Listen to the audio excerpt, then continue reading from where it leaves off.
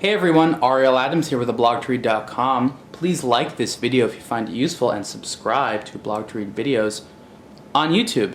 This is a very special watch and not the type of thing I get to review every single day. I'm going to try to zoom in here on the dial. I don't know how well that's going to work. A lot of people get these really good zoom images on watches, and I don't know how they do it. They use some special lens or something like that. You know what I think they do? I think they use like a high-end digital SLR with one of those macro lenses, and they just do the video. I think that's what they do. Yeah, I'm pretty sure. I actually do this with like a actual camcorder that I think actually can also take pictures, and now it's getting all blurry. Anyways, you can tell that this is not your average watch. This is a very high-end timepiece from Bovet in their Dimier collection. This is the Recital 0.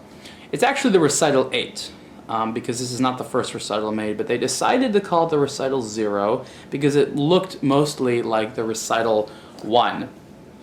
And the Recital Collection is basically one of their highest, it's basically like one of the very, very high-end Bovet collections as part of the Dimier sub-brand, and they all have complications. This one is actually one of the least complicated ones, but it's very, very elegant.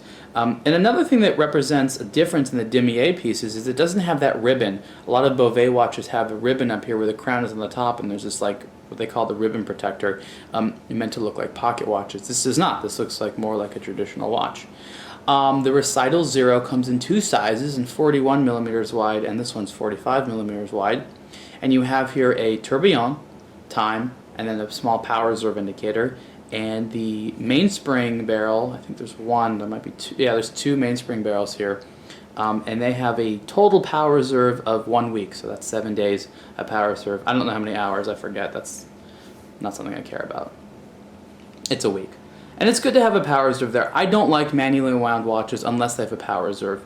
I'm not saying I don't like, that's a strong statement, but I tend to prefer, if I'm going to wear a manually wound watch, I want it to have a power reserve so I know when to wind it. And with a watch that has a 7-day power reserve, you really want it. And I like that the power reserve indicator is nice and elegant and small, and it's good enough to see, but not there. With a watch that has a 7-day power reserve, you have to wind it a lot to make that little hand go up. So you're going to be sitting there winding it for at least a full 30 seconds or so in order to get it all the way up. But you can do it pretty fast. Yeah, I'm winding away.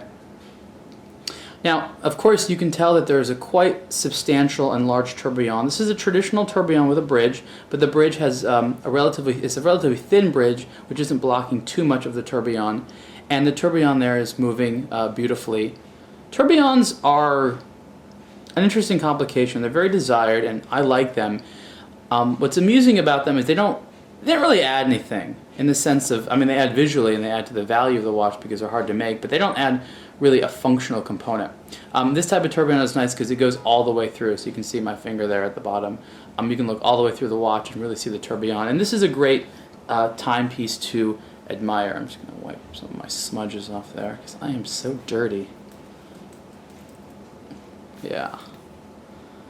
Hopefully you can get a nice clear view of that. It's very pretty. It's a pretty dial. A lot of people like this one, and what they've done is a lot of different types of treatments on the bridges and gears. So you get a lot of colors there.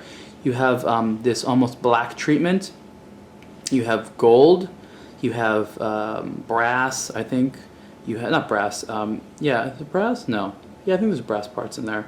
You have lots of different types of metals in there and finishings on the metal in order to have the parts look the way they do, and that creates a wonderful, elegant look where you can see the different pieces, very three-dimensional. Obviously lots of hand finishing going on there as well. So this is a good watch to be able to appreciate the movement. There is no real dial, but what they do have is the hands are large enough, and I like that. This isn't the type of watch where the hands just kind of sink away. And there's actually luminant on the hands, which I thought is funny. Around the top here you have these hour indicators. They're kind of like part of the flange ring. It goes from 1 to 3 and then starts at 9 again. And then there's little kind of little markers down here, partially for the tourbillon because that's also the subsidiary seconds hand there. But it's still honestly pretty easy to read the time. So in a watch which is basically fully skeletonized and has no dial, this is pretty good in terms of being able to see it. On the back, you have more of the same thing. You have the movement, other parts of it. You can see the mainspring barrels there, and you can overall see more of the movement. And this is a great watch for the aficionado. Like I said, this one is in 45 millimeters, 18 karat rose or pink gold case. I don't, is there a difference between rose and pink gold? I think there is. I know that red gold's different. This isn't quite red gold, and it looks great. I haven't put it on yet. Wow. I like the big ass buckle there. It's like, yeah, Bovet. Bovet is a brand that I've come to appreciate a lot lately. They do some interesting stuff. I can't say that I'm in love with all their styles, but I'm in love with enough of their styles to be happy, especially their Pininfarina stuff. So again, this is the Bovet Dimier Recital 0. Price is $178,000. Not sure how many they're going to make. Not too many, I promise you. And the other Recital watches, I think, are appreciably more, given the fact that there's some type of wild complications on there. But this is a great high-end timepiece for the collector that doesn't want something ordinary. And I think that Bovet has certainly done something to separate this piece out of all the other types of just time and tourbillon pieces.